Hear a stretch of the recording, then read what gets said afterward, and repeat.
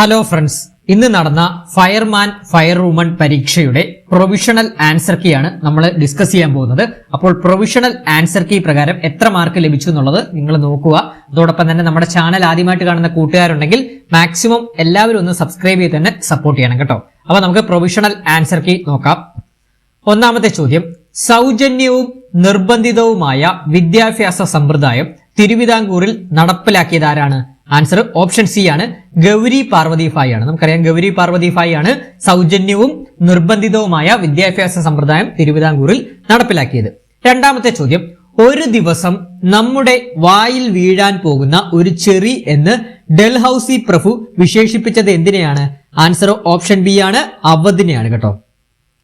മൂന്നാമത്തെ ചോദ്യം, 2026 G7 ഉച്ചകോടി നടക്കുന്ന രാജ്യം ഏതാണ്? ഫ്രാൻസ് ആണ്. ഞാൻ ഇന്നലെ കൂടെ നമ്മുടെ ഷുവർ ഷോട്ട് കറണ്ട് അഫയേഴ്സിന്റെ ക്ലാസ്സിൽ ഞാൻ പറഞ്ഞതാണ് ഈ ഒരു ചോദ്യം നിങ്ങൾക്ക് പ്രതീക്ഷിക്കാമെന്ന് പറഞ്ഞാണ്. അത് അതുപോലെ തന്നെ വന്നിട്ടുണ്ട്, പഠിച്ചു വെക്കണം. 2026 G7 ഉച്ചകോടി നടക്കുന്ന രാജ്യം ഫ്രാൻസ്. ക്ലിയർ ആണേ? അപ്പൊ ആ ഒരു ചോദ്യത്തിന് ആൻസർ 3D ആണ്. നാലാമത്തെ ചോദ്യം, പ്രത്യക്ഷ സമര ദിനത്തിന് ആഹ്വാനം ചെയ്തത് ആരാണ്? ഓപ്ഷൻ സി ആണ്, മുഹമ്മദ് അലി ജിന്നയാണ് കേട്ടോ. മുഹമ്മദ് അലി ജിന്നയാണ്. അഞ്ചാമത്തെ ചോദ്യം, ശിവ യോഗ വിലാസം എന്ന മാഗസീൻ ആരംഭിച്ചത് താഴെ പറയുന്നതിൽ ആരാണ്? ആൻസർ ഓപ്ഷൻ ഡി ആണ്, വാഗ്ഭടാനന്ദനാണ് കേട്ടോ. ആറാമത്തെ ചോദ്യം, പൂർണ്ണ സ്വരാജാണ് കോൺഗ്രസിന്റെ അന്തിമ ലക്ഷ്യം എന്ന് പ്രഖ്യാപിച്ചുകൊണ്ടുള്ള പ്രമേയം പാസാക്കിയ കോൺഗ്രസ് സമ്മേളനം നടന്നത്? ഓപ്ഷൻ എ ആണ്, ലാഹോർ സമ്മേളനമാണ് കേട്ടോ. ലാഹോർ സമ്മേളനമാണ്. ഏഴാമത്തെ ചോദ്യം സ്റ്റേറ്റ്മെന്റ് ആണ്, നോക്കാം. മിശ്ര വേലിയേറ്റത്തെ കുറിച്ച് താഴെ പറയുന്നവയിൽ ശരിയായ പ്രസ്താവന ഏതെന്നാണ് വെച്ചിരിക്കുന്നത്. അപ്പൊ ഇതിന് ശരിയായിട്ടുള്ള പ്രസ്താവന 2 മാത്രമാണ്. അതായത് ഉയരത്തിൽ വ്യത്യാസമുള്ള വേലിയേറ്റങ്ങളെ മിശ്ര വേലിയേറ്റം എന്ന് വിളിക്കുന്നത് മാത്രമാണ് ഇവിടെ ശരിയായിട്ടുള്ള പ്രസ്താവന. അപ്പൊ ആൻസർ ഓപ്ഷൻ സി ആണ്, 2 മാത്രം ശരി. 7ന്റെ ആൻസർ ഓപ്ഷൻ സി ആണ്. എട്ടാമത്തെ ചോദ്യം, അന്തരീക്ഷത്തിലെ ഹരിതഗ്രഹ വാതകങ്ങളിൽ ഏറ്റവും അധികം വാതകം ഡാഷ് ആണുള്ളത്? ഏതാണ്? കാർബൺ ഡൈ ഓക്സൈഡ് ആണ് കേട്ടോ. കാർബൺ ഡൈ ഓക്സൈഡ് ആണ്. Option C, carbon dioxide. 9, താഴെ പറയുന്നവയിൽ ഖാരിഫ് വിള സീസണുമായി ബന്ധപ്പെട്ട മാസങ്ങൾ ഏതാണ്? ആൻസർ ഓപ്ഷൻ ബി ആണ്, ജൂൺ മുതൽ സെപ്റ്റംബർ വരെ. ഇതൊക്കെ എല്ലാവർക്കും കിട്ടി കാണുമല്ലോ. ഇനി 10ാമത്തെ ചോദ്യം, താഴെ നൽകിയിരിക്കുന്ന പ്രസ്താവനകളിൽ ശരിയായത് ഏതെന്ന് നോക്കാം.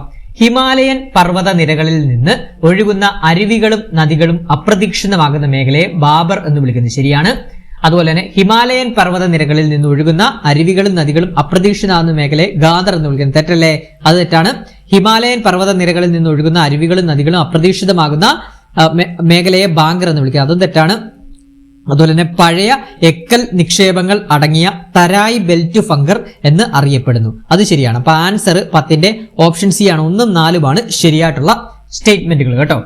11ാമത്തെ ചോദ്യം, ഇന്ത്യൻ ഉപദ്വീപീയ പീഠഭൂമിയിലെ 2ാമത്തെ ഏറ്റവും വലിയ കൊടുമുടി ഏതാണ്? ആൻസർ ഓപ്ഷൻ സി ആണ്, ദൊഡ്ഡബേട്ടയാണ് കേട്ടോ. ദൊഡ്ഡബേട്ട. 12, ചിത്രശലഭ സങ്കേതമായി പ്രഖ്യാപിച്ച കേരളത്തിലെ വന്യമൃഗ സങ്കേതം? ഓപ്ഷൻ എ ആണ്, ആറളമാണ്. 13, തൊഴിൽ ഘടന എന്നതുകൊണ്ട് ഉദ്ദേശിക്കുന്നത് എന്താണ്? ആൻസർ ഓപ്ഷൻ സി ആണ്, വിവിധ തരം തൊഴിലുകളിൽ ഏർപ്പെട്ടിരിക്കുന്ന ജനസംഖ്യാ വിതരണമാണ്. 14, വൻകിട വ്യവസായങ്ങളുടെ വളർച്ചയ്ക്ക് പ്രാധാന്യം നൽകിയ പഞ്ചവത്സര പദ്ധതി? ആൻസർ ഓപ്ഷൻ ബി ആണ്, 2ാമത്തെ പഞ്ചവത്സര പദ്ധതിയാണ്. 15, നീതി ആയോഗിന്റെ ആദ്യത്തെ ചീഫ് എക്സിക്യൂട്ടീവ് ഓഫീസർ ആരാണ്? ആൻസർ ഓപ്ഷൻ എ ആണ്, സിന്ധുശ്രീ ഗുള്ളർ ആണ്. 16, ദാരിദ്ര്യരേഖ നിർണയവുമായി ബന്ധപ്പെട്ട് ജയിൽ ജീവിത ചെലവ് എന്ന ആശയം ആരുമായി ബന്ധപ്പെട്ടിരിക്കുന്നു? ആൻസർ ഓപ്ഷൻ ബി ആണ്, ദാദാഭായ് നവറോജിയുമായിട്ട് ബന്ധപ്പെട്ടിരിക്കുന്നു. 17, ആഭ്യന്തര സമ്പത്ത് വ്യവസ്ഥയെ ലോക സമ്പത്ത് വ്യവസ്ഥയുമായി സംയോജിപ്പിക്കുന്നതിന് പറയുന്ന പേരെന്താണ്? ആൻസർ ഓപ്ഷൻ സി, ആഗോള വൽക്കരണം എന്നാണ്. 18, സാമ്പത്തിക ധനകാര്യ വിവരങ്ങൾ ലഭ്യമാക്കുന്നതിന് വേണ്ടി റിസർവ് ബാങ്ക് ഓഫ് ഇന്ത്യ പുറത്തിറക്കിയ മൊബൈൽ ആപ്ലിക്കേഷന്റെ പേരെന്താണ്? ആൻസർ ഓപ്ഷൻ ഡി ആണ്, RBI ഡാറ്റയാണ് കേട്ടോ. RBI data. 19, ഇന്ത്യയെ സംബന്ധിച്ച് താഴെ പറയുന്ന പ്രസ്താവനകൾ പരിഗണിക്കുക. നോക്കാം. ഒറ്റ പൗരത്വം മാത്രമേ ഉള്ളൂ ഇന്ത്യയിൽ, അത് ശരിയായിട്ടുള്ള സ്റ്റേറ്റ്മെന്റ് ആണ്. അതുപോലെ തന്നെ ഭൂപ്രദേശങ്ങളുടെ കൂട്ടിച്ചേർക്കൽ വഴി പൗരത്വം നേടിയെടുക്കാം, അതും ശരിയാണ്. ഭരണഘടനയുടെ 4ാം ഭാഗത്താണ് പൗരത്വത്തെ കുറിച്ച് പറയുന്നത്, അത് തെറ്റായിട്ടുള്ള സ്റ്റേറ്റ്മെന്റ് ആണല്ലോ. അപ്പൊ ഏതാണ് ആൻസർ? ഓപ്ഷൻ സി ആണ്. 1ഉം 2ഉം മാത്രമാണ് ഇവിടെ ശരിയായിട്ടുള്ള സ്റ്റേറ്റ്മെന്റ് കേട്ടോ. അപ്പൊ 19ന്റെ ആൻസർ ഓപ്ഷൻ സി, 1ഉം 2ഉം. 20, രാഷ്ട്ര നിർദ്ദേശക തത്വങ്ങളെ പറ്റിയുള്ള ശരിയായ വിവരമേത്? രാഷ്ട്ര നിർദ്ദേശക തത്വങ്ങളെ കുറിച്ചാണ്. ആൻസർ ഏതാണ്? ഭരണഘടനയുടെ 36 മുതൽ 51 വരെയുള്ള അനുച്ഛേദങ്ങൾ ഉൾക്കൊള്ളുന്നു കേട്ടോ. ഒന്നാമത്തെ സ്റ്റേറ്റ്മെന്റ് ആണ് ശരി. ആൻസർ ഓപ്ഷൻ സി ആണ്, ഒന്ന് മാത്രം ശരി. 21 ലിസ്റ്റ് 1 ലിസ്റ്റ് 2 എന്നിവയെ സംയോജിച്ച് മാച്ച് ദ ഫോളോയിങ് ആണ് ശരിയായ ഉത്തരം കണ്ടെത്തുന്നതാണ്. നോക്കാം നമുക്ക്. കേന്ദ്ര ലിസ്റ്റിലാണ് തുറമുഖം വരുന്നത് കേട്ടോ. കേന്ദ്ര ലിസ്റ്റിലാണ് തുറമുഖം വരുന്നത്. സംസ്ഥാന ലിസ്റ്റിലാണ് കന്നുകാലി പരിപാലനം വരുന്നത്. അതുപോലെ തന്നെ സംയുക്ത ലിസ്റ്റിലാണ്, അത് കൺകറന്റ് ലിസ്റ്റിലാണ് മായം ചേർക്കൽ വരുന്നത്. അപ്പൊ ആൻസർ ഏതാണ്? ഓപ്ഷൻ ബി ആണ്. A1 B3 C2 കേട്ടോ. 22ാമത്തെ ചോദ്യം. 44ാം ഭരണഘടനാ ഭേദഗതിയെ കുറിച്ച് താഴെ പറയുന്ന പ്രസ്താവനകൾ പരിശോധിച്ച് ശരിയല്ലാത്തവ കണ്ടെത്തുമെന്നാണ്. നോക്കാം. സ്വത്തവകാശത്തെ മൗലിക അവകാശങ്ങളുടെ പട്ടികയിൽ നിന്ന് നീക്കം ചെയ്തത് ശരിയാണ്. നിലവിൽ അനുച്ഛേദം 300B ഉൾപ്പെടുന്നതാണ് സ്വത്തവകാശം. തെറ്റാണ്. 300A ആണ് കേട്ടോ. നിലവിൽ അനുച്ഛേദം അഥവാ ആർട്ടിക്കിൾ 300Aയിലാണ് സ്വത്തവകാശം വരുന്നത് കേട്ടോ. അതുപോലെ തന്നെ അനുച്ഛേദം 22(4)ന് മാറ്റങ്ങൾ വരുത്തി കരുതൽ തടങ്കൽ സാധുവാക്കുന്ന കൂടുതൽ ഉപാധികൾ ഉൾപ്പെടുത്തി. അത് ശരിയാണ്. 352ാം അനുച്ഛേദത്തിൽ ആഭ്യന്തര കലാപം എന്നതിന് പകരം സായുധ വിപ്ലവം എന്നാക്കി മാറ്റി. ശരിയാണ്. അപ്പൊ ഇവിടെ തെറ്റായിട്ടുള്ള ശരിയല്ലാത്ത സ്റ്റേറ്റ്മെന്റ് ആണ്. ശരിയല്ലാത്തത് ഏതാണ്? 2 ആണ്. അപ്പൊ ആൻസർ ഓപ്ഷൻ ബി 2 മാത്രമാണ്. ഇനി 23ാമത്തെ ചോദ്യം. ചുവടെ നൽകിയതിൽ ത്രിതല പഞ്ചായത്ത് സംവിധാനത്തിൽ ഉൾപ്പെടാത്തത് ഇത്? നമുക്കറിയാം ത്രിതല പഞ്ചായത്ത് എന്ന് പറയുമ്പോൾ എന്താണ്? ഗ്രാമപഞ്ചായത്ത്, ബ്ലോക്ക് പഞ്ചായത്ത്, ജില്ലാ പഞ്ചായത്ത് അല്ലേ? ജില്ലാ കൗൺസിൽ അല്ലേ വരാത്തത്, ഉൾപ്പെടാത്തത്. അപ്പൊ 23ന്റെ ആൻസർ ഓപ്ഷൻ സി ആണ്. 24 സാംസ്കാരികവും വിദ്യാഭ്യാസപരവുമായ അവകാശങ്ങൾ പ്രതിപാദിക്കുന്ന ഭരണഘടനാ അനുച്ഛേദങ്ങൾ ഏതാണ്? അനുച്ഛേദം 29 മുതൽ 30 വരെ. ആൻസർ 24ന്റെ ആൻസർ ഓപ്ഷൻ ബി ആണ്. 25 ശരിയല്ലാത്ത പ്രസ്താവന ഏതാണെന്ന് നോക്കാം. വായിക്കും. ഫസ്റ്റ് സ്റ്റേറ്റ്മെന്റ് തന്നെ ശരിയല്ല. അതായത് ഭരണഘടനാ നിർമ്മാണ സഭ രൂപവൽക്കരിച്ചത് ക്രിപ്സ് മിഷന്റെ പദ്ധതിയിലുള്ള നിർദ്ദേശങ്ങൾ അനുസരിച്ചാണ്. തെറ്റല്ലേ? ക്യാബിനറ്റ് മിഷന്റെ അല്ലേ? അപ്പൊ ഏതാണ് ശരിയല്ലാത്ത പ്രസ്താവന? 25A. ഇതൊക്കെ പെട്ടെന്ന് നമ്മുടെ കൂട്ടുകാർക്ക് കിട്ടിയെന്ന് പ്രതീക്ഷിക്കുന്നു. ഇനി 26ാമത്തെ ചോദ്യം. ചുവടെ പറയുന്നവയിൽ കേന്ദ്ര സർവീസുകൾ ഏതെല്ലാം എന്നാണ്? ഇന്ത്യൻ പോലീസ് IPS വരുവോ? ഇല്ല. IAS വരുവോ? കേന്ദ്ര സർവീസ് അല്ല. പിന്നെ ഇന്ത്യൻ റെയിൽവേ സർവീസ് കേന്ദ്ര സർവീസ് ആണ്. ഇന്ത്യൻ റവന്യൂ സർവീസും കേന്ദ്ര സർവീസ് ആണ്. അപ്പൊ ആൻസർ ഓപ്ഷൻ ബി ആണ്. 3, 4 എന്നിവയാണ് 26ന്റെ ആൻസർ. ഇനി 27 ചുവടെ നൽകിയിരിക്കുന്നതിൽ 1947 ശേഷം ജനിച്ച ഇന്ത്യയിലെ മുഖ്യ തെരഞ്ഞെടുപ്പ് കമ്മീഷണർമാരെല്ലാം? ഈ ഒരു ക്വസ്റ്റ്യൻ വളരെയധികം കൗതുകപരമായിട്ടുള്ളൊരു ക്വസ്റ്റ്യൻ ആണ്. കാരണം എന്താണ്? നമ്മൾ ഇവരെ കുറിച്ചൊക്കെ പഠിക്കുമ്പോൾ ഇവരുടെ ഡേറ്റ് ഓഫ് ബർത്ത് ഒന്നും നമുക്ക് പഠിക്കേണ്ട ആവശ്യം ഇതുവരെ വന്നിട്ടില്ല. പക്ഷെ ഇങ്ങനെ PSC ചോദിച്ചു. അപ്പൊ നമ്മൾ ഇതൊരു ലോജിക്ക് പരമായിട്ട് ചിന്തിച്ചവർക്ക് ഇത് പെട്ടെന്ന് ആൻസർ ചെയ്യാൻ പറ്റും. കാരണം എന്താണ്? ജ്ഞാനേഷ് കുമാർ ആണ് നിലവിലെ മുഖ്യ തെരഞ്ഞെടുപ്പ് കമ്മീഷണർ. അപ്പം എന്താണ്? അദ്ദേഹം ആയിരിക്കുമല്ലോ അപ്പൊ 1947 ശേഷം ജനിച്ച ഇന്ത്യൻ തെരഞ്ഞെടുപ്പ് കമ്മീഷണർ. അപ്പൊ അത് വെച്ച് കണക്ട് ചെയ്യുവാണെങ്കിൽ നമുക്ക് ഓപ്ഷൻ ബി 2 മാത്രമാണ് ശരിയായിട്ട് വരുന്നത് കേട്ടോ. അപ്പൊ PSC അതാണ് ആൻസർ പറഞ്ഞിരിക്കുന്നത്. അപ്പൊ ഇങ്ങനെയുള്ള ക്വസ്റ്റ്യൻ ഒക്കെ വരുമ്പോൾ ലോജിക്ക് കൂടെ ഒന്ന് നോക്കണം കേട്ടോ. നമ്മൾ ചുമ്മാ ഒന്ന് ഗസ്റ്റ് അടിച്ചങ്ങ് വിടണം. ജ്ഞാനേഷ് കുമാറാണ്. ബാക്കി എല്ലാവരെല്ലാം TN ശേഷൻ ആയിക്കോട്ടെ, N ഗോപാലസ്വാമി ആയിക്കോട്ടെ, സുകുമാർ സെൻ ആയിക്കോട്ടെ, ഇവരെല്ലാം 47 മുമ്പാ ജനിച്ചതെന്നുള്ളത് നമുക്കറിയാലോ. അതല്ല, നമുക്കൊരു കോമൺ ഇത് വെച്ച് നമുക്ക് മനസ്സിലാവുമല്ലോ. അപ്പൊ ജ്ഞാനേഷ് കുമാർ ഇപ്പോഴത്തെ നിലവിലെ ആയതുകൊണ്ട് തന്നെ അദ്ദേഹം 47 ജനിച്ചതെന്നുള്ളൊരു ചെറിയൊരു നമുക്കൊരു ഇത് കിട്ടുമല്ലോ. അത് വെച്ച് കണക്ട് ചെയ്തോണം. പക്ഷേ ഇത് ആദ്യമായിട്ടാണ് ഇങ്ങനെയുള്ള ചോദ്യങ്ങളൊക്കെ ചോദിക്കുന്നത് കേട്ടോ. അടുത്ത പോയിന്റ് നോക്കാം. കേരള സംസ്ഥാന വനിതാ കമ്മീഷനുമായി ബന്ധപ്പെട്ട പ്രസ്താവനകളിൽ ശരിയായത് ഏതെന്നാണ് ചോദിച്ചിരിക്കുന്നത്. നോക്കാം നമുക്ക്. 1990 കേരള വനിതാ കമ്മീഷൻ നിയമത്തിലെ 5ാം വകുപ്പ് പ്രകാരമാണ് കേരള വനിതാ കമ്മീഷൻ സ്ഥാപിതമായത്. ശരിയാണ്.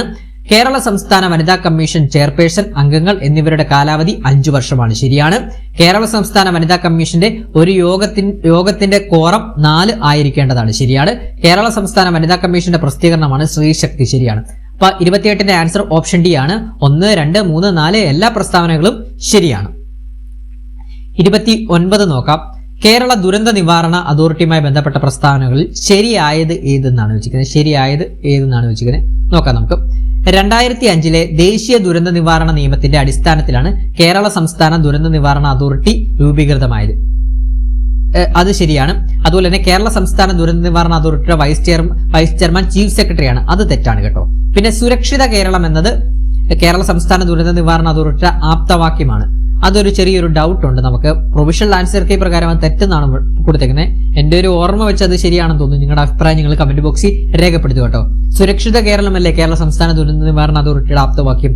ഒന്ന് നിങ്ങൾക്കറിയാമെങ്കിൽ ഒന്ന് കമന്റ് ബോക്സിൽ രേഖപ്പെടുത്തുക കേട്ടോ. അപ്പൊ പ്രൊവിഷണൽ ആൻസർ കീ പ്രകാരം D 1 മാത്രമെന്നാണ് കൊടുത്തിരിക്കുന്നത് കേട്ടോ. അപ്പൊ 29ന്റെ ആൻസർ D ആണ്.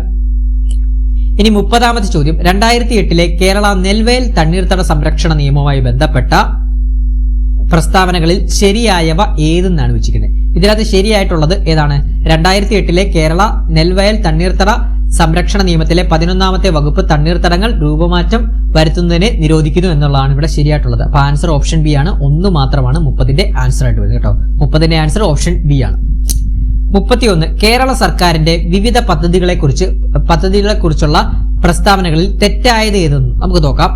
കേരള സാമൂഹ്യ നീതി വകുപ്പ് സർക്കാർ സേവനങ്ങൾ വീട്ടുപടിക്കൽ എത്തിക്കുന്ന ലക്ഷ്യത്തോടെ ആവിഷ്കരിച്ച വെബ് പോർട്ടലാണ് കെ സ്മാർട്ട്. തെറ്റായിട്ടുള്ള സ്റ്റേറ്റ്മെന്റ് ആണ്. നമ്മൾ പെട്ടെന്ന് നോക്കുമ്പോൾ നമുക്കൊരു എന്താണ് വെബ് പോർട്ടലാന്നൊക്കെ പറയുമ്പോൾ നമുക്ക് കറപ്പിക്കാൻ തോന്നും. പക്ഷെ എന്താണ്, കെ സ്മാർട്ട് ആരാണ് കൊണ്ടുവന്നത്? തദ്ദേശ സ്വയംഭരണ വകുപ്പാണ് കെ സ്മാർട്ട് കൊണ്ടുവന്നത്. സാമൂഹ്യ നീതി വകുപ്പല്ല കൊണ്ടുവന്നത്. അതുകൊണ്ട് തന്നെ ആ സ്റ്റേറ്റ്മെന്റ് തെറ്റാണ് കേട്ടോ. ഇത് തെറ്റാണ്. അതുപോലെ തന്നെ ആദിവാസി ജനതയ്ക്ക് ആരോഗ്യ സേവനങ്ങൾ നേരിട്ട് എത്തിക്കുക എന്ന ലക്ഷ്യത്തോടെ സംസ്ഥാന വനം വകുപ്പ് നടപ്പിലാക്കുന്ന പദ്ധതിയാണ് സ്നേഹായനം. അതും തെറ്റാണ്. സംസ്ഥാന വനം വകുപ്പല്ല നടപ്പിലാക്കുന്നത്, സാമൂഹ്യ നീതി വകുപ്പാണ് നടപ്പിലാക്കുന്നത്. അതുപോലെ തന്നെ അടുത്തത്, മുതിർന്ന പൗരന്മാർക്ക് സൗജന്യമായി പല്ല് സെറ്റ് നൽകുന്ന സാമൂഹ്യ നീതി വകുപ്പിന്റെ സംരംഭമാണ് മന്ദഹാസം പദ്ധതി. അത് ശരിയാണ്. അപ്പൊ ഇവിടെ 1ഉം 2ഉം സ്റ്റേറ്റ്മെന്റ് ആണ് തെറ്റ്. അപ്പൊ 31ന്റെ ആൻസർ ഓപ്ഷൻ സി ആണ്. 1, 2 എന്നിവ മാത്രമാണ് തെറ്റായ സ്റ്റേറ്റ്മെന്റുകൾ വരുന്നത് കേട്ടോ. 31 ഓപ്ഷൻ സി ആണ്. 32 മനുഷ്യ ശരീരത്തെ സംബന്ധിച്ച ചില വിവരങ്ങളാണ് താഴെ നൽകിയിരിക്കുന്നത്. ഇതിൽ ശരിയായത് ത്വക്കിന് നിറം നൽകുന്ന വർണ്ണ വസ്തുവാണ് മെലാനിൻ എന്നതാണ് ശരി കേട്ടോ. അപ്പൊ ആൻസർ ഓപ്ഷൻ സി 2 മാത്രം കേട്ടോ. 2 ഒള്ളി. അപ്പം 32 ഓപ്ഷൻ സി ആണ്. 33 ശരിയായ ജോഡി കണ്ടെത്തുന്നതാണ്. ശരിയായ ജോഡി നമുക്ക് നോക്കാം. കുഷ്ഠരോഗം ബാക്ടീരിയ, അത്ലസ് ഫുഡ് എന്ന് പറയുന്നത് ഫംഗസ് ആണ്. അതുപോലെ തന്നെ മീസിലസ് വൈറസ് ആണ്. മന്തുരോഗം വിരകളാണ് കേട്ടോ. മന്തുരോഗം വിരകളാണ്. അപ്പൊ ആൻസർ ഓപ്ഷൻ ബി ആണ്. A4, B3, C2, D1 ആണ്. 34 ശരീരത്തിൽ കാൽസ്യത്തിന്റെ അളവ് കുറയുന്നത് എന്താണ്? അളവ് കുറയുന്നത് എല്ലിന്റെയും പല്ലിന്റെയും ആരോഗ്യത്തെ ബാധിക്കുന്നു. അതുപോലെ തന്നെ നാഡീ പ്രവർത്തനങ്ങൾ തകരാറിലാക്കുന്നു, പേശി പ്രവർത്തനങ്ങളെ ബാധിക്കുന്നു, രക്തം കട്ടപിടിക്കുന്നത് തകരാറിലാക്കുന്നു. അപ്പൊ ആൻസർ 34 ഓപ്ഷൻ ഡി ആണ്. 1, 2, 3, 4 എന്നിവയെല്ലാം ശരിയാണ്. 35 രക്തത്തിൽ ഏറ്റവും കുറഞ്ഞ അളവിൽ കാണപ്പെടുന്ന ശ്വേത രക്താണു ഏതാണ്? ആൻസർ ഓപ്ഷൻ സി ആണ്. ബേസോഫിൽ ആണ്. 36 ജൈവ വൈവിധ്യ നാശത്തിന്റെ പ്രധാന കാരണങ്ങളിൽ ഉൾപ്പെടാത്തത് ഏതെന്നാണ്? ഉൾപ്പെടാത്തത് പ്രകൃതി നിധാരണമാണ് കേട്ടോ. പ്രകൃതി നിധാരണമാണ്. അപ്പൊ ആൻസർ ഓപ്ഷൻ ഡി 4 ഒള്ളിയാണ് കേട്ടോ. 37 കേരള സർക്കാരിന്റെ കിടപ്പ് രോഗികൾക്കായുള്ള ശുശ്രൂഷ പദ്ധതിയാണ് ഏത്? ആൻസർ ഓപ്ഷൻ എ ആശ്വാസ കിരണം പദ്ധതി. 38ാമത്തെ ചോദ്യം, ഫോക്കൽ ദൂരം 5 സെന്റിമീറ്റർ ആയ ഒരു ലഘു സൂക്ഷ്മ ദർശിനിയുടെ കോണീയ ആവർത്തനം അഥവാ ആംഗുലാർ മാഗ്നിഫിക്കേഷൻ എത്രയാണ്? ആൻസർ ഓപ്ഷൻ ബി ആണ്. 6 ആണ്. 39 മൈക്രോവേവ് ഓവനിൽ ഭക്ഷണം ചൂടാക്കുന്നതിന്റെ പ്രധാന കാരണം ഏതാണ്? ആൻസർ ഓപ്ഷൻ ബി ആണ്. ജലതന്മാത്രകളുടെ കമ്പനമാണ്. 40 താഴെ പറയുന്നവയിൽ ഘർഷണ ബലം ഏതിനെയാണ് പ്രധാനമായും ആശ്രയിക്കുന്നത്? ആൻസർ ഓപ്ഷൻ ബി ആണ്. ഉപരിതലങ്ങളുടെ സ്വഭാവത്തെ. 41 2025 റിപ്പോർട്ട് ചെയ്യപ്പെട്ട ഗുരുത്വ തരംഗങ്ങൾ സാധാരണമായി ഉണ്ടാകുന്നത് താഴെ പറയുന്ന ഏത് പ്രതിഭാസത്തിലൂടെയാണ്? ആൻസർ ഓപ്ഷൻ സി ആണ്. ബ്ലാങ്ക് ഹോളുകളുടെ ലയനത്തിലാണ്. 42 രൂപാന്തരം എന്ന സ്വഭാവ വിശേഷം കാണിക്കാത്ത മൂലകം ഏതാണ്? ആൻസർ ഓപ്ഷൻ ഡി നൈട്രജൻ ആണ് കേട്ടോ. 43 താഴെ തന്നിരിക്കുന്നവയിൽ ത്രിബേസിക അമ്ലം അല്ലാത്തത് ഏതെല്ലാം എന്നാണ് വെച്ചിരിക്കുന്നത്? ഓക്സാലിക് ആസിഡ്, സൾഫ്യൂരിക് ആസിഡ്, അതുപോലെ തന്നെ ഫോസ്ഫോറിക് ആസിഡ് ആണ് കേട്ടോ. അപ്പൊ ആൻസർ ഓപ്ഷൻ എ ആണ്. കാർബോണിക് ആസിഡ് ആണ് കേട്ടോ. ഫോസ്ഫോറിക് ആസിഡ് വരുന്നതാണ് കേട്ടോ. അപ്പൊ oxalic acid, sulphuric acid, carbonic acid. Answer ഏതാണ്? ഓപ്ഷൻ എ 1, 2, 4 ആണ് കേട്ടോ. 44 ആവർത്തന പട്ടികയിലെ 1ാമത്തെ ഗ്രൂപ്പിലെ ആദ്യത്തെ അംഗമാണ് ലിഥിയം. താഴെ തന്നിരിക്കുന്നവയിൽ ശരിയായ ഉത്തരം തിരഞ്ഞെടുക്കുന്നതാണ്. ലിഥിയം എന്ന മൂലകം മഗ്നീഷ്യം എന്ന മൂലകവുമായി വികർണ ബന്ധം കാണിക്കുന്നു. ശരിയാണ്. ലിഥിയം സഹസംയോജക സംയുക്തങ്ങൾ രൂപീകരിക്കുന്നത്. ശരിയാണ്. ലിഥിയത്തിന് ഉയർന്ന അയോണീകരണ ഊർജ്ജമുണ്ട്. ശരിയാണ് കേട്ടോ. അപ്പൊ ആൻസർ ഓപ്ഷൻ എ ആണ്. 1, 2, 3 എന്നിവയാണ് ശരി. 45 തന്മാത്രകളുടെ വാസ്തുവിദ്യയ്ക്ക് എന്ന വിഷയം 2025 രസതന്ത്ര നോബൽ സമ്മാനത്തിന് അർഹമായി. ഞാൻ ഇന്നലെ പറഞ്ഞിരുന്നു നോബൽ പ്രൈസ് ചോദിക്കുമെന്ന് പറഞ്ഞിരുന്നു. അപ്പോൾ അത് കണക്ട് ചെയ്തുള്ളൊരു ചോദ്യമാണ്. 2025 നോബൽ പ്രൈസ് എന്താണ്? തന്മാത്രകളുടെ വാസ്തുവിദ്യയ്ക്ക് അടിസ്ഥാനമാക്കിയുള്ള ഒരു വിഷയമല്ലേ. അത് താഴെ തന്നിരിക്കുന്നതിൽ തെറ്റായ പ്രസ്താവന ഏതെന്നാണ്. അപ്പൊ നമ്മൾ വായിച്ചു നോക്കിയാൽ തന്നെ നമുക്ക് മനസ്സിലാവും തന്മാത്രകളുടെ വാസ്തുവിദ്യ. അപ്പൊ അതിന് ഓപ്ഷൻ ഡി ആണ് ഇവിടെ എന്താണ് തെറ്റായ പ്രസ്താവന. അതായത് ആണുവായുധങ്ങളിൽ ഉപയോഗിക്കുന്ന വിഷപദാർത്ഥങ്ങൾ ആഗിരണം ചെയ്ത് സംസ്കരിക്കാൻ സാധിക്കുന്നു എന്നതാണ് തെറ്റായിട്ടുള്ള സ്റ്റേറ്റ്മെന്റ്. 45 ഡി. 46 താഴെ കൊടുത്തിരിക്കുന്നവയിൽ മാമാങ്കവുമായി ബന്ധപ്പെട്ട പ്രസ്താവനകൾ ഏതെല്ലാം എന്നാണ് ചോദിച്ചിരിക്കുന്നത്. കേരളത്തിന്റെ രാഷ്ട്രീയ ജീവിതത്തിൽ ബ്രാഹ്മണർക്ക് സ്വാധീനം ലഭിച്ചു തുടങ്ങി എന്നാണ് മാമാങ്കത്തിന്റെ ഉത്സവം സൂചിപ്പിക്കുന്നത്. അതുപോലെ തന്നെ 12 വർഷം കൂടുമ്പോഴാണ് മാമാങ്കം നടക്കുന്നത്. എല്ലാ സ്റ്റേറ്റ്മെന്റും ശരിയാണ് കേട്ടോ. ഓപ്ഷൻ സി ആണ് 46. ഓപ്ഷൻ സി എല്ലാം ശരിയാണ് കേട്ടോ മാമാങ്കവുമായി ബന്ധപ്പെട്ട്. 47 മഹാഭാരതത്തിലെ ശിഖണ്ഡിയുടെ ജീവിതവുമായി സാമ്യമുള്ള കഥാപാത്രത്തെ ആർ രാജശ്രീ ആത്രേയകം എന്ന നോവലിൽ ഏതു പേരിലാണ് അവതരിപ്പിക്കുന്നത്? ആൻസർ ഓപ്ഷൻ സി ആണ് നിരമിത്രൻ ആണ് കേട്ടോ. നിരമിത്രൻ. 48 യക്ഷഗാനം എന്ന നാടോടി കലാരൂപവുമായി ചേർന്ന് നിൽക്കാത്ത പ്രസ്താവന ഏതെന്നാണെന്നോ ഏത് നോക്കാം. യക്ഷഗാനത്തിന് ബലയാട്ടം എന്ന പേരുണ്ട്. ശരിയാണ്. ഇതൊരു അനുഷ്ഠാന കലാരൂപമാണ്. അത് തെറ്റാണ്. പിന്നെ കാസർഗോഡ് ജില്ലയിൽ ഈ കലാരൂപം പ്രചാരത്തിലുണ്ട്. ശരിയാണ്. പാർദി സുബയ്യാണ് യക്ഷഗാനത്തിന്റെ പിതാവ്. അതും ശരിയാണ്. അപ്പൊ ഇവിടെ തെറ്റായിട്ട് വരുന്നത് അനുഷ്ഠാന കലാരൂപമാണെന്നുള്ളതാണ് തെറ്റ്. അപ്പൊ ആൻസർ ഓപ്ഷൻ ബി 2 ഒള്ളിയാണ് കേട്ടോ. 48 ബി ആണ്. 49 ദേശീയ ഗ്രാമീണ തൊഴിലുറപ്പ് പദ്ധതിയുടെ പുതിയ പേരെന്താണ്? നമുക്കറിയാം VBG റാംജി. എന്താണ് ഫുൾ ഫോം? എന്താണ്?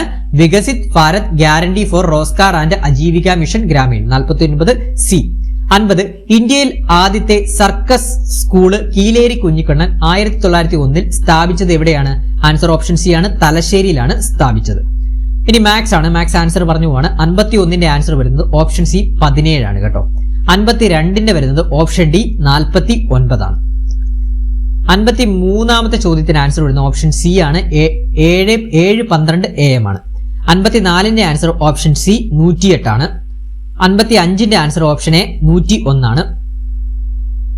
ഈ 54 ചോദ്യത്തിന് ആൻസർ ഞാൻ ചെയ്തപ്പോൾ 95 ആണ് വന്നത് കേട്ടോ. അപ്പൊ എന്താ ചിലപ്പം ഈ ഒരു ക്വസ്റ്റ്യൻ ചിലപ്പോൾ ഡിലീറ്റ് ആവാൻ സാധ്യതയുണ്ട്. നിങ്ങൾക്ക് ചെയ്തപ്പോൾ എത്രയാണ് കിട്ടിയതെന്നൊന്ന് കമന്റ് ചെയ്യണേ. ഞാൻ ചെയ്തപ്പോൾ എനിക്ക് 95 ആണ് കിട്ടിയത്. ചിലപ്പോൾ ചേഞ്ച് ആവാൻ സാധ്യതയുണ്ട് കേട്ടോ. അപ്പൊ 55 ആൻസർ ഓപ്ഷൻ എ 101. 56 ചോദ്യം 56 ചോദ്യത്തിന്റെ ആൻസർ വരുന്നത് ഓപ്ഷൻ എ 56 ആണ് കേട്ടോ. 56. 57 ആൻസർ ഓപ്ഷൻ ബി കൊച്ചുമകളാണ്. 58 answer option B 234. 59 answer option C ബുധനാണ് കേട്ടോ. ബുധൻ. 60 ചോദ്യത്തിന്റെ ആൻസർ ഓപ്ഷൻ ബി 14 ആണ്. ഇനി ഇംഗ്ലീഷ് ആണ്. 61 ആൻസർ ഓപ്ഷൻ ബി ആണ് വുഡ് റൺ ആണ് വരുന്നത്. 62 ആൻസർ വരുന്നത് തെറ്റായിട്ട് മിസ്പെൽറ്റ് ആയിട്ടുള്ള വേർഡ് കണ്ടുപിടിക്കാനാണ്. ഓപ്ഷൻ സി ഒക്കറൻസ് ആണ്.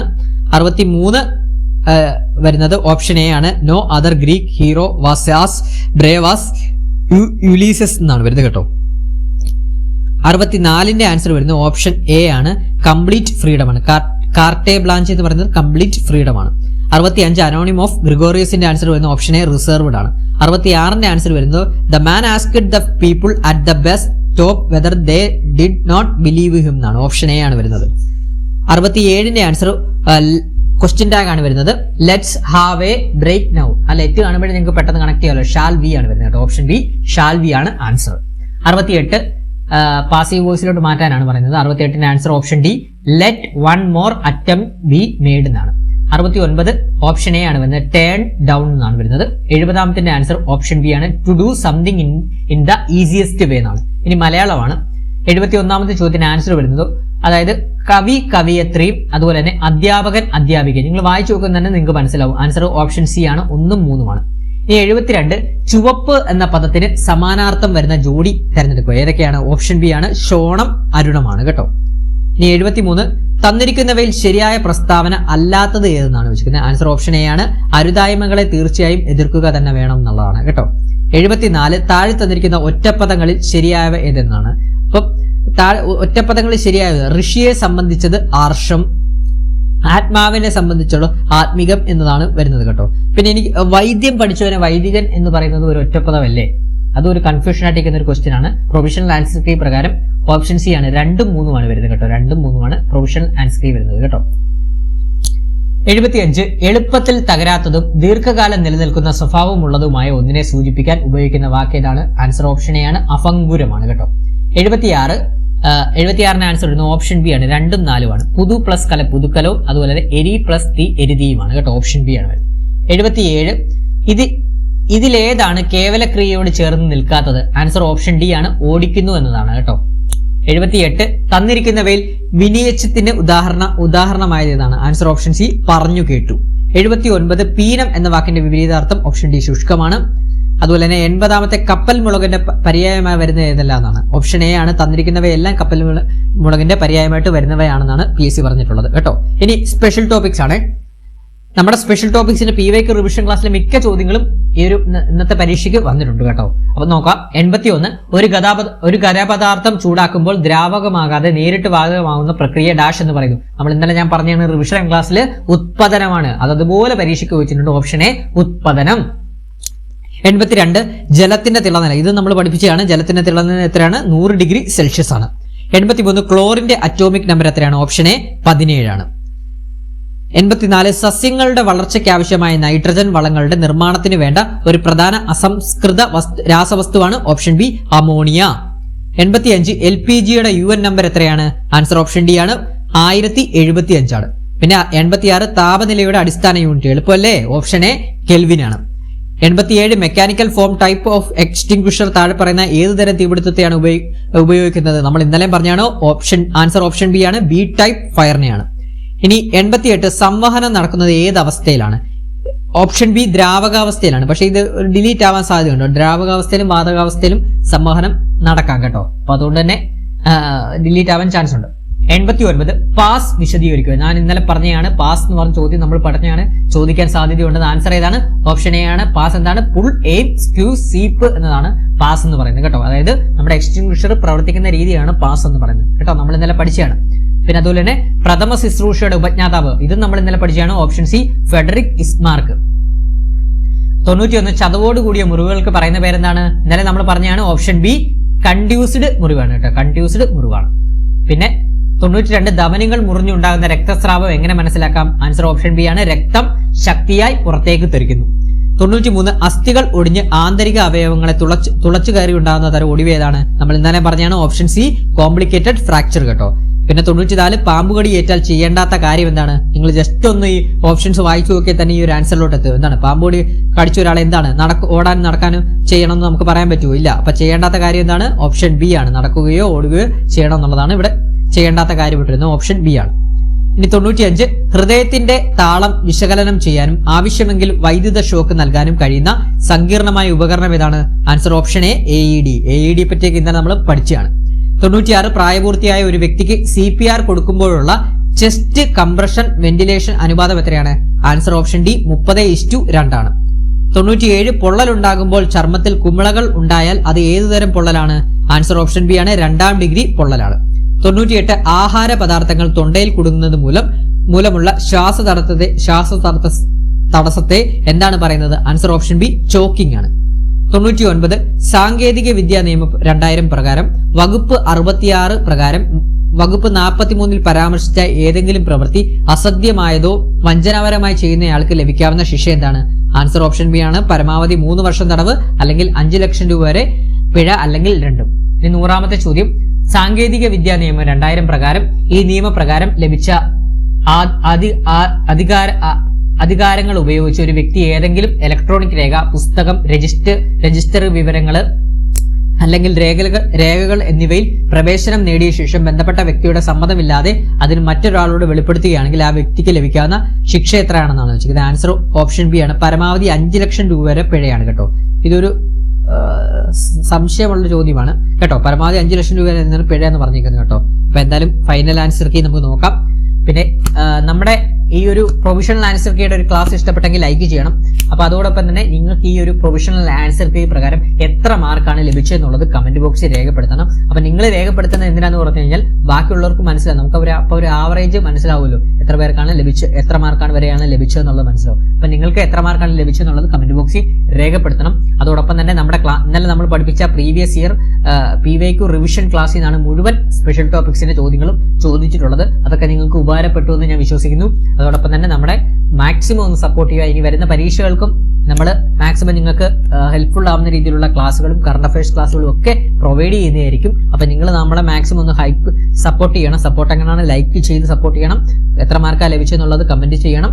അതോടൊപ്പം തന്നെ ഈ പരീക്ഷയെ പറ്റിയുള്ള അഭിപ്രായമോടെ കമന്റ് ചെയ്യണം. പിന്നെ ബാക്കിയുള്ള കൂട്ടുകാർക്കൂടെ ഒന്ന് ഷെയർ ചെയ്ത് കൊടുക്കാനും എല്ലാവരും ഒന്ന് ഹൈപ്പ് ചെയ്യാനും മറക്കരുതേ. അപ്പം എത്ര മാർക്കാണ് ലഭിച്ചെന്നുള്ളത് കമന്റ് ബോക്സിൽ രേഖപ്പെടുത്തണം. അപ്പൊ ഈ പരീക്ഷയെക്കുറിച്ച് പറയുവാണെങ്കിൽ നല്ലൊരു പരീക്ഷ, നല്ല അത്യാവശ്യം എബോ ആവറേജ് നിൽക്കുന്ന ഒരു പരീക്ഷയാണ്.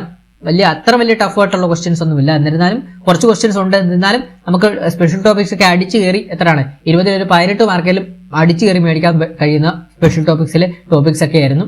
പിന്നെ അതുപോലെ തന്നെ ബാക്കി GK പാർട്ടും ഒക്കെ ഒരു നല്ല രീതിയിൽ സ്കോർ ചെയ്യാൻ പറ്റുന്ന ഒരു പരീക്ഷയാണ് കേട്ടോ. അപ്പൊ നിങ്ങളുടെ മാർക്ക് എത്ര കിട്ടിയെന്നുള്ളത് കമന്റ് ബോക്സിൽ രേഖപ്പെടുത്തുക. നിങ്ങളുടെ അഭിപ്രായങ്ങളും ഉറപ്പായിട്ടും രേഖപ്പെടുത്തണം കേട്ടോ. താങ്ക്